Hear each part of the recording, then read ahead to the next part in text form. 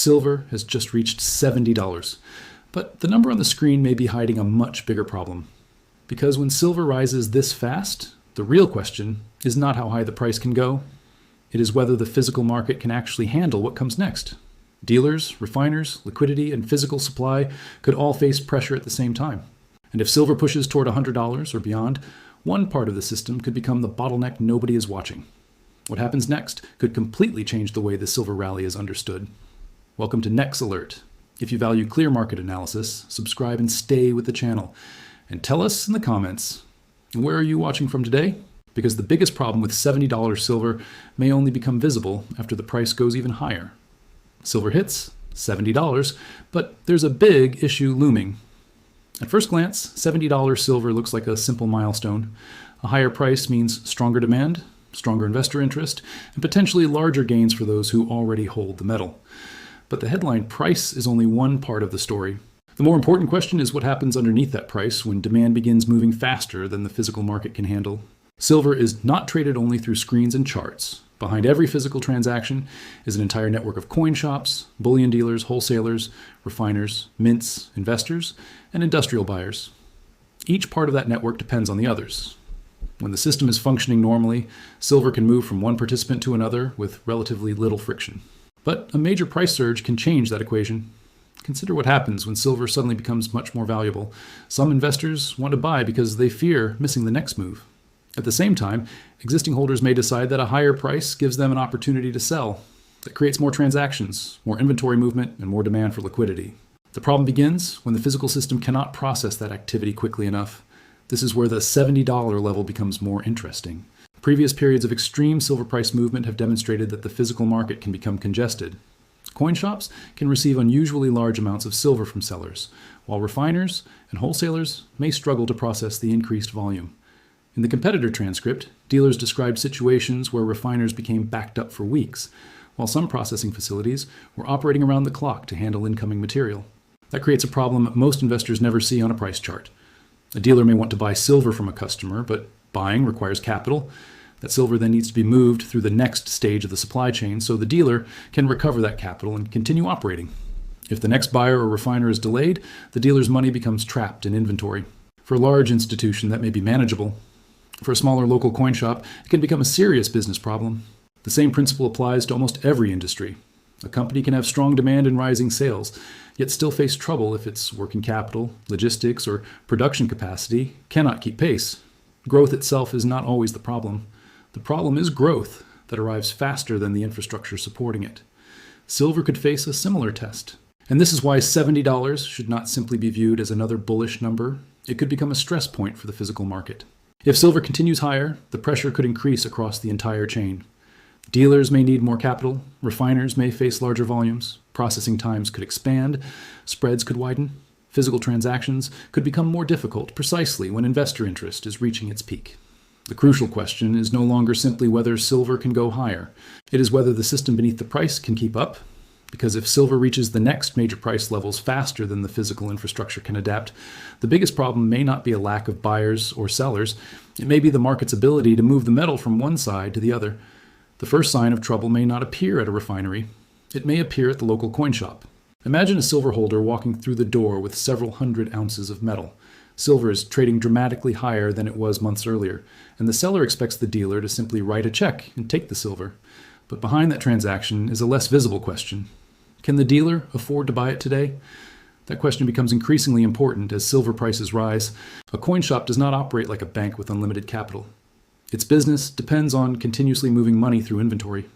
The dealer buys precious metals from one customer, sells them to another buyer, or sends them further into the wholesale and refining network, receives payment, and then uses that capital to conduct the next transaction. When that cycle moves quickly, the business works. But when one part of the chain slows down, the entire model can change. This is where a powerful but rarely discussed concept enters the silver market: liquidity velocity. A dealer may have millions of dollars worth of silver sitting inside the business and still struggle to purchase another shipment if the existing inventory cannot be converted back into cash quickly enough.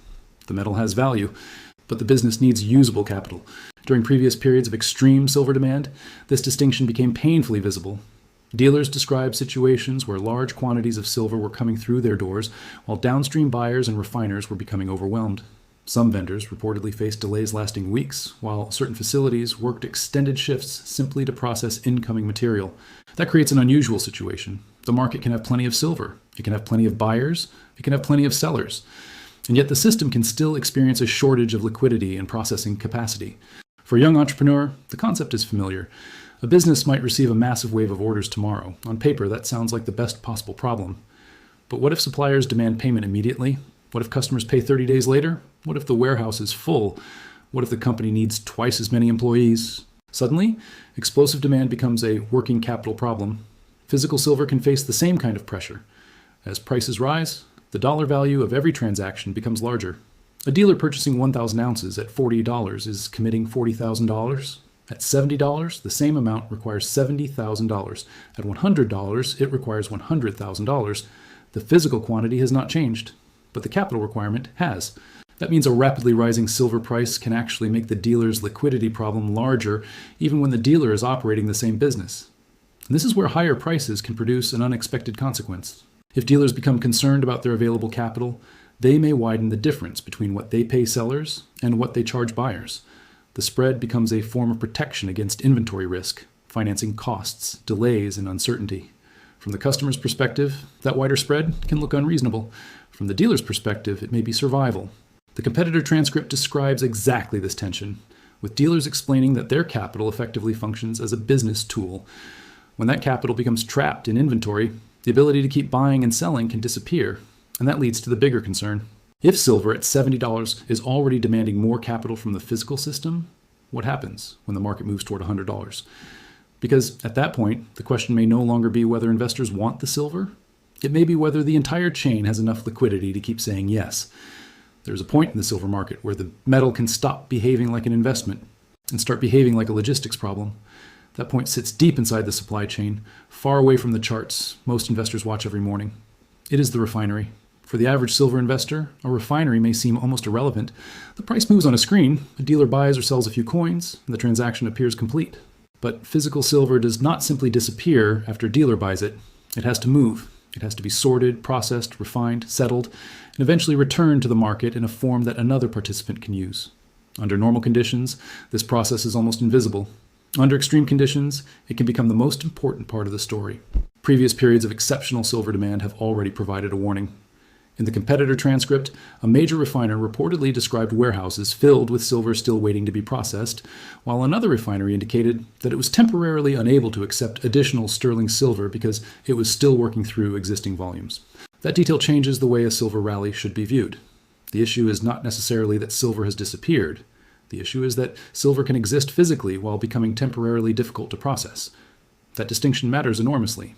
Imagine a highway carrying thousands of vehicles every hour. If the number of vehicles suddenly doubles, the cars have not disappeared. The highway simply cannot move them at the same speed. The result is a traffic jam. A refinery bottleneck can create a similar effect inside the physical precious metals market. More silver enters the system, processing capacity remains limited. Inventories accumulate, settlement takes longer, and the pressure begins moving backward toward the dealers. That is where the problem becomes visible to ordinary investors. A local dealer may normally expect to sell or transfer inventory within a predictable time frame, but if the downstream network becomes congested, that expectation changes. Capital remains tied up for longer, risk increases, and the dealer has to become more careful about how much additional inventory can be purchased. The entire chain begins slowing down. This is why the headline silver price can sometimes tell only half the story. A rising price can indicate strong demand, but it does not automatically reveal how efficiently the physical market is functioning. The real warning signs may appear elsewhere. Dealer spreads could become wider. Processing times could increase. Certain products could become harder to source. Smaller dealers could become more cautious. And customers could discover that the price visible on a financial screen is not necessarily the same price available for an immediate physical transaction. There is another important factor. The refining industry does learn from previous stress. The transcript describes refiners increasing capacity, improving processes, and identifying vulnerabilities after earlier periods of intense market pressure. That means the system may be stronger today than it was during the previous disruption. But stronger does not mean unlimited. If silver moves higher gradually, refiners may have time to adapt. If silver suddenly accelerates, the equation becomes very different. At $70, the market may still have room to absorb additional demand. At $100, the volume and dollar value moving through the system could become substantially larger. And if the market eventually approaches $120 or $150, the question becomes even more difficult. How much additional pressure can the physical infrastructure absorb before the system begins rationing its capacity? That is the issue most investors may not see until it becomes impossible to ignore. Because the next silver shortage may not look like empty shelves. It could look like longer waits, wider spreads, tighter buying conditions, and a physical market struggling to move metal fast enough. And if that happens, the biggest surprise may be that the real silver bottleneck was never underground. It was sitting inside the system designed to move the metal after it was already above ground. The most important question about $70 silver is not whether the price can go higher. It is what happens to the system if it does. A market can tolerate rising prices when the increase happens gradually. Dealers have time to adjust their inventories. Refiners can expand capacity. Wholesalers can manage settlements. Investors can adapt to changing premiums. But a rapid repricing creates a different environment. The physical silver market suddenly has to handle a larger dollar value with every transaction. The same amount of metal requires more capital to purchase, more capital to finance, and potentially more liquidity to move through the system. That is where the 70 milestone becomes strategically important. The silver market is connected to forces far larger than coin shops and bullion dealers. Government spending, debt levels, liquidity conditions, currency movements, inflation expectations, and investor demand can all influence precious metals. The competitor transcript directly connects rising government spending and liquidity conditions with stronger gold and silver prices. If those broader forces continue supporting precious metals, silver could remain under upward pressure. But higher prices do not automatically make the physical market more efficient. In fact, they can expose weaknesses that remain invisible during normal conditions. This is a crucial distinction for serious investors and business-minded observers. A price chart measures the value assigned to silver. It does not measure the amount of working capital available to dealers. It does not measure refinery capacity. It does not measure how quickly wholesalers can settle transactions. And it does not reveal how long a physical seller may have to wait before receiving funds. Those variables exist underneath the market. And they could become increasingly important if silver moves substantially beyond $70. Consider three possible paths. In the first scenario, silver continues rising gradually. Demand increases, but the physical infrastructure keeps pace. Refiners process incoming material efficiently, dealers maintain adequate liquidity, and premiums remain relatively controlled. That would represent a healthy expansion. The second scenario is more complicated. Silver rises quickly, demand accelerates, and dealers begin receiving unusually large volumes of buying and selling activity. Refiners can still process the material, but delays begin increasing.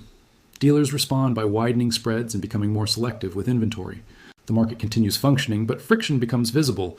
The third scenario is the one that deserves the most attention. Silver experiences a rapid repricing, while physical demand surges simultaneously.